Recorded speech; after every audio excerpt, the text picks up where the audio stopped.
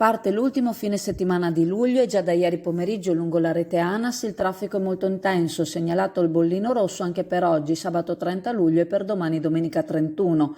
La giornata di domenica prevede anche il traffico del rientro. Sia oggi che domani è fatto divieto di transito per i mezzi pesanti. Nell'area che tocca il Veneto è previsto traffico intenso sulla strada statale 16 Adriatica, che costeggia appunto la costa adriatica, e sulla strada statale 309 Romea, oltre che sulla strada statale 51 Alemagna.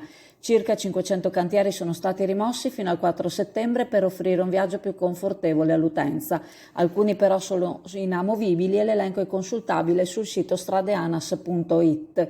Le strade saranno supervisionate da addetti alla sorveglianza, dal pronto intervento e dall'assistenza.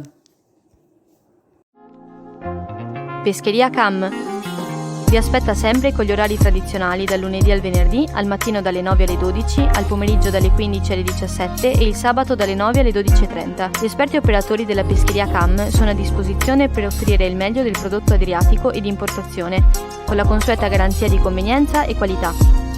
Pescheria Cam, con sede all'Isola Saloni di Chioggia, lavora su ordinazione e prenotazione al numero 041 55 33 591.